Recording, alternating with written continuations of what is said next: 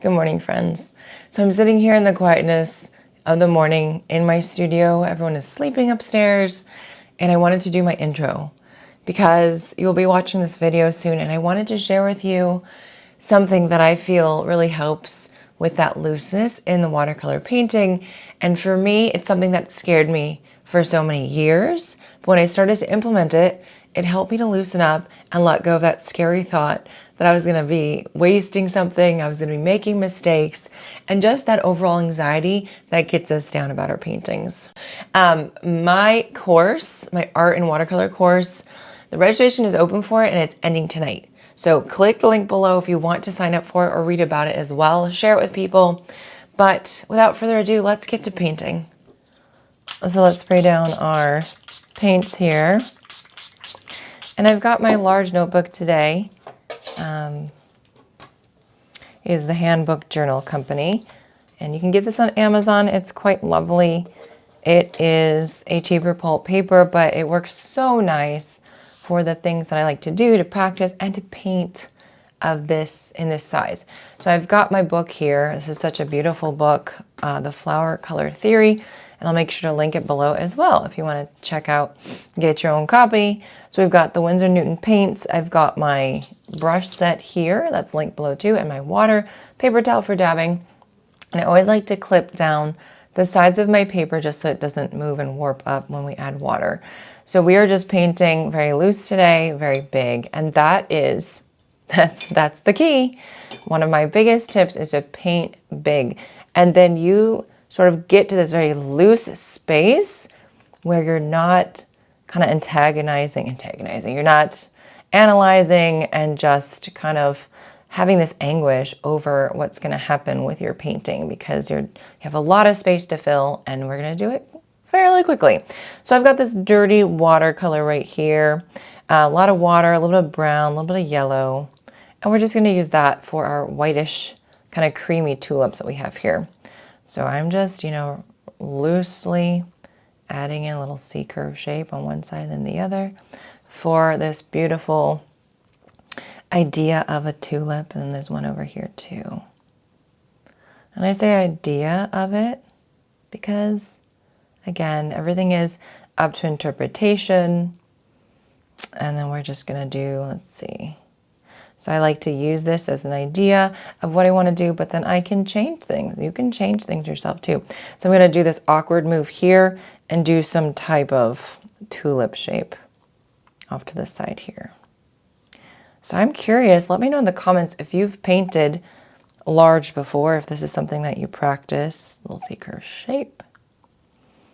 It's very interesting to see the things that you can create when you start to let go a little bit. So I've got my quill brush. It's it's kind of the size of a number 10. And let's go ahead and wet that. What I'm going to do is do some rose shapes. And so, again, very loose, getting some light colors here. There's some purple in my palette, but that's fine. Just grabbing some of the alizarin crimson or some pink, rosy colors. And what we're going to do is actually I'm going to switch brushes. Haha. So if you don't have a dagger brush, I just want to show you guys what the dagger is good for. You can grab your paint. We're going to use it to make some really loose roses. So wherever you want to put them, I'll start with one right here. So I just kind of, with the little tip of this dagger, I just do a little bit, let's do a little darker for the middle part. Dab your brush. I'm going to do just a little bit of a kind of little circle, little middle there, right? And then I'm just using this dagger in this position, kind of just squiggling around, adding in some very loose petally shapes. I leave a lot of white space too. And then I can go and shift over here to create another petal. So I'm just going to go around in a circle, take off some of that paint, dab the brush, and then adding in these little petals that are curving around. A rose is really difficult. And so I find having an odd brush, kind of like this, can create some interesting angular shapes that might end up looking much looser, I think, than just the traditional brush. So let's do that again. The traditional round brush, dab your brush. And then let's see, let's do one right here. So a little bit of a circle, just kind of skid around your page like this, like no big deal. A little bit of a petal, little bit of a petal. Ooh, that's nice. You can kind of shift it around and then take off some of that paint. These are very loose, so we're just not gonna worry too much about exact placement and where we want things to be. We're just gonna go around and make some petal shapes and see what happens. Okay, very loose. We're gonna use the round brush for the next, or the quill. I'll do the quill, so that you can use that if you have it. If you don't have a quill, you can use a round. Dab that brush. Let's do another one right here. A little bit of a middle. Remember, just kind of go around. Then you press down a little bit more.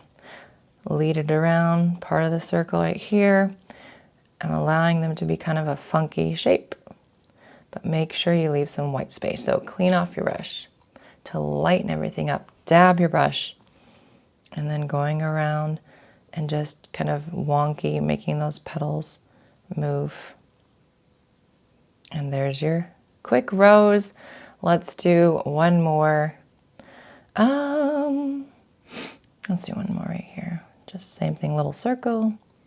Okay, so if you need to slow this down, you can. I'm just going around, usually I do about 3 petals here around that center. Take off some paint, dab it, add a few more wonky ones. See how I'm going a lot wider. Just kind of connecting those together. And you leave your white space. And you let those petals just be loose. There you go. So we can add in more color later. We can also add it in now in the center. So really concentrated pink. And I just go around and just add in a little bit of that darkness. See how I'm just going really quickly, not really paying attention to the perfect placement. Okay? I'm just wanting to darken that center as if you've got shadows happening with that rose. Just a little bit here and there. But it's just part of the entire composition, so we're not gonna spend too much time on it. Let's go with, there's really some beautiful, beautiful shapes happening. I do see a tulip here that I missed, and it's actually pink. So let's do that. We'll grab the same large brush. It's kind of pink, kind of peachy actually. I'm going to take off some of this purple. The purple is creeping in, and I don't need that today. So we're just going to, we will start with a little bit of a pink and pink puddle there. All right, so we got the pink there. We're gonna add a little bit of orange too to make that corally color. That's really pretty. And then there's just a little tulip that pops out right here. So just swiping for a petal. Another one, it swipes inward so it gets skinnier at the base.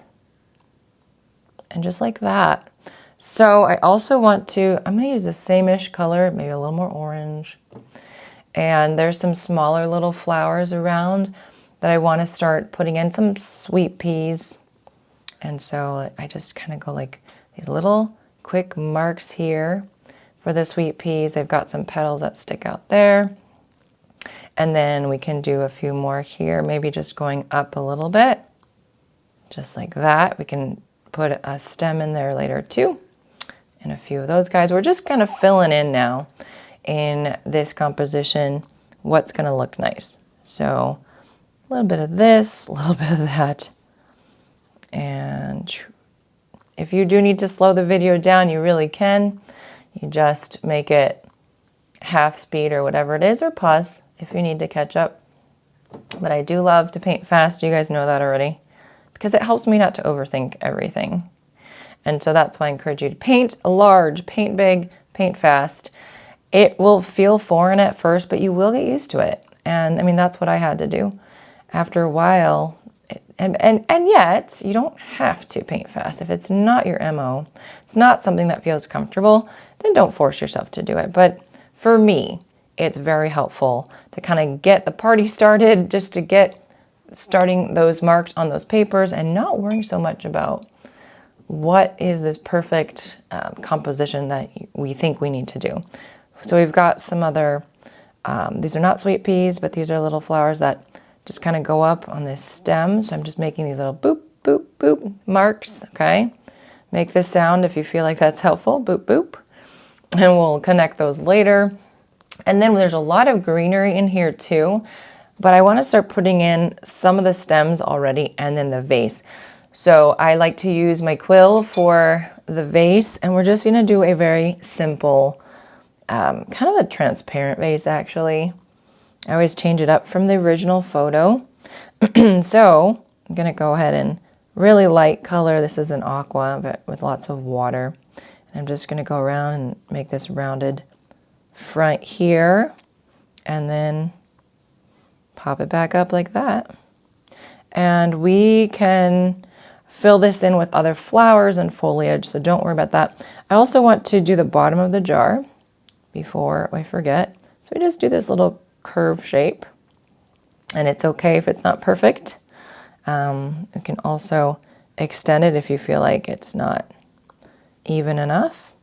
But the whole thing is meant to be very sketchy, very lighthearted. Cleaning off your brush, dabbing it, and then just using your brush to kind of bring some of this paint down and just make it a lot lighter, blending it in. That's the word, blending the color. You can even add a little bit more in here too if you want, for just like the reflections, what you would see in glass. So really simple. We'll add our stems later.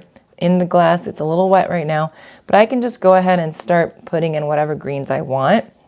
And so right here, for example, where my beautiful tulips are, I want to start putting in those stems. But I don't want to limit what's going to be in the center. If I put my stems, it's really hard to cover over it with some of the flowers.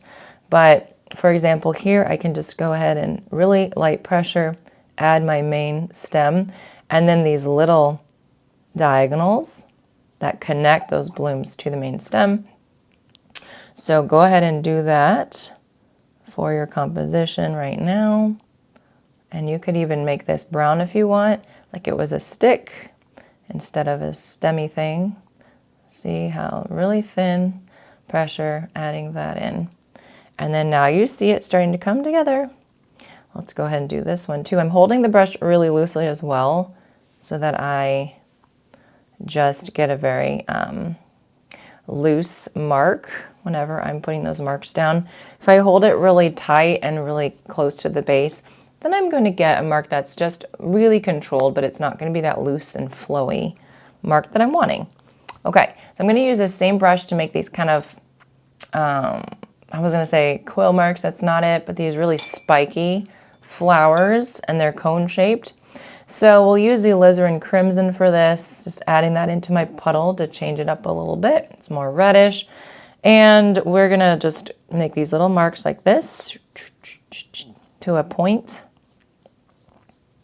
And that's it for those. So we'll just kind of put those around the bouquet here and there. We've got some over here too. And these are just those filler flowers that we're adding in now. That's going to start filling in our bouquet. Obviously, that's the point. And then we can put one over here too.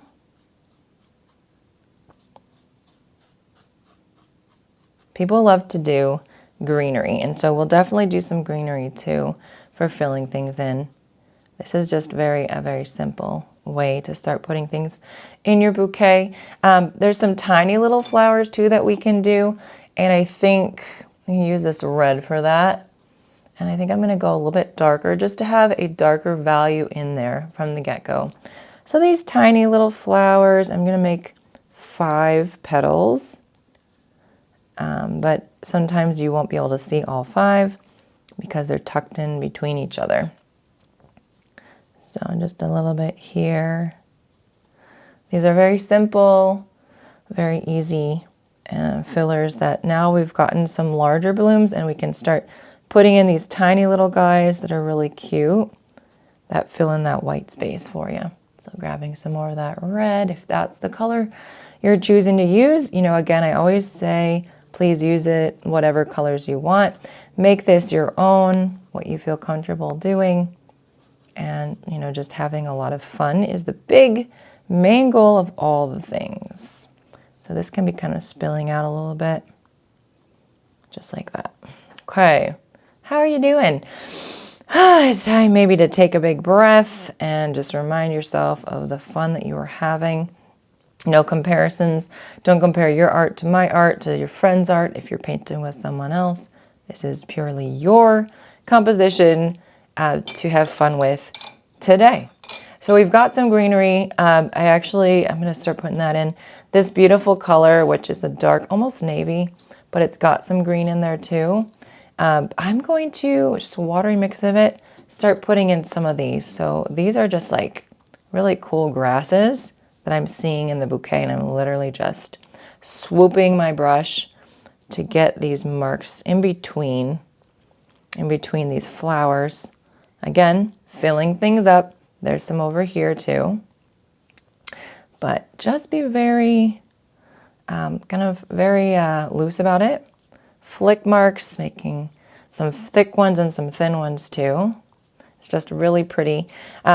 Sometimes with these compositions, you want to lean heavy on one side for some of the flowers, and then some of the other flowers or foliage could be a different type on the other. And that just gives a variation with things. But let's vary up that green now. So same quill brush, I'm going to use my sap green, put that in the puddle. And you can see that I'm putting this paint on really loosely. I'm not dabbing my brush first because I'm okay with it being, just being very watery. Not trying to control the water on this one.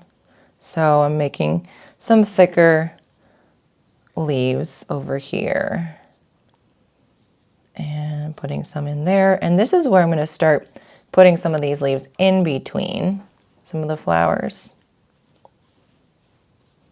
Just like that, really adding in some very beautiful variation. And let's see what else over here too. You can just put in some quick little lines. I like to just have that full bouquet, and adding in some green here is going to do that for me in between everything.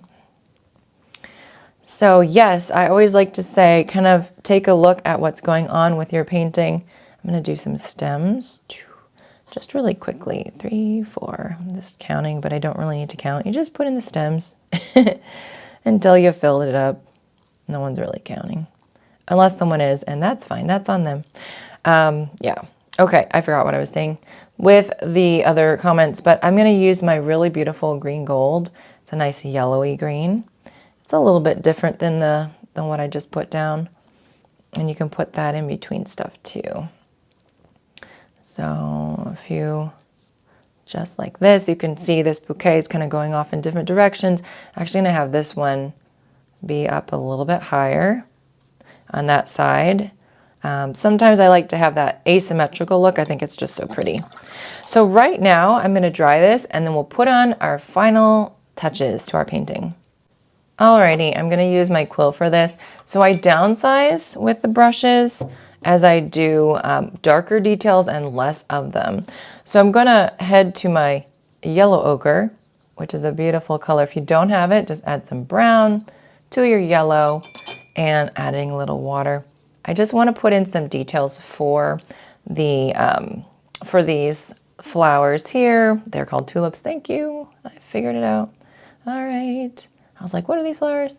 So just a little bit of color in here, and just kind of making them pop out a little bit more. And then sometimes I like to do some, just thicker lines and thinner lines too. But my whole plan, my whole goal, I want this to be a little waterier. My whole goal is to make parts of it stand out, okay? But very loosely. So I'm not, going over this and trying to figure out where would the sun be shining off of this flower? Where would the light be? No, I'm just using my intuition to put those marks on paper. And so for these little cone-shaped flowers, pretty easy. I can get some alizarin and crimson. So I'm going with a little bit darker than I had, just a little bit darker. And then just going to put in some of those really quick little marks. And I can even do a few darker ones too. See how it's like very loose. Very loose. And I'm just not putting a lot down. For the other ones, I can use a little bit of a pink and just putting in some of those beautiful shadows. You gotta have that popping off the page experience over here too. So when you have high contrast, you're gonna have a lot of interest and dimension in your flowers, or whatever you're painting, your landscape, whatever it is that you are working on. So just a little bit of color goes a long way. Let's do more of a corally color. So we're putting some orange now in this. We're just changing up the shades that we have. Again, for this one, just a little bit of marks, right? There was just one tulip that had that color. And then let's see, let's tackle the greens next. So more concentrated color. I just like to sometimes add in on the side of the leaf a little bit of darkness. And there, and then you can see we can also do these guys as well. Darken up your stems, grabbing a different shade of green. Just always want to be thinking about the contrast. And at this point, as we are painting, we are finishing up this, our masterpiece, of course. Just think about what you like about your painting. 2 or 3 things that you love. That's what I always encourage you to do. And run with that. If you love those things, repeat them next time. If there are things that you didn't love about your final piece, then just don't repeat them. This is a research project. Always researching. What is it that I want to repeat? What is it that I don't? It's not about feeling bad about yourself. Oh, and I also want to say, if you like the video, please hit the like before this video is over. I'm letting people know that it was a good time so other people can enjoy this composition with us today. But it's a research project. It is not a self-esteem project on, did you do a good job? Did you not do a good job? You might have people in your life that analyze everything in good or bad, win and lose, success and failure, but not you. You are going to remind yourself, hey, this is a research project and I feel like I did a good job with this, and with this over here, I didn't love it. I'll repeat this next time and I won't repeat that next time. Simply put, be very easy on yourself. Life is too hard to be difficult on yourself all the time. Darker pink going in here. Adding a little bit more dimension, if you would like, going around the circle, making a little bit more shadow known to our roses. Okay, and this isn't rocket science, all right? This is just painting. This is just fun, hopefully. That's the whole point, that it should be fun. All right, I'm gonna put a little bit of green on my brush here. Let's just do, well, anyway, darker. And I'm just going to connect these flowers. Let's dab that because it's a little puddly. We're just going to connect our flowers with our stems. And I'm going to use green for part of my splatter today. Splatter, splatter. Love it. Then I'm going to use, let's do yellow. I always just know what color. Just kind of figure it out. Kind of comes to me. I'm like, okay, this is what I want to do. So I've got some splatter. Take a look at your painting and see if there's anything you would change or augment. These little guys are just so loose. I'm going to leave them like that, I think, without stems, without middles, because you can have very loose elements and then slightly loose elements and just put it all together. All right, guys, you are done with your painting. All right, friends, so now you know that painting large is the thing I wanted to share with you guys today. And when you paint large, you don't worry about those tiny little details. You use larger brushes, you use larger brush strokes, and you just get those brush strokes and those marks on paper. I hope it can help you. And maybe you don't have paper that is large, but like I did, I took a journal, opened it up, and used both sides of the pages. A very simple trick. but it might not be one that you felt confident in doing. So here's your permission to try it. So thank you so much for painting with me today. And again, my watercolor and art course. So there's watercolor flowers, landscapes, leaves, sketching objects, sketching flowers, practice exercises, over 8 hours of material, pre-recorded videos, over 60 videos. And it's all broken down in a way that not only will teach you these skills, but also will teach you how to let go of that perfectionism, how to breathe, remind yourself it's just art. So enjoy yourself, and I really hope to see you over there as one of my students. If you don't know what to watch next, you know the drill. You can click this video. Have such a great day. Enjoy yourself, happy painting, and happy mental health.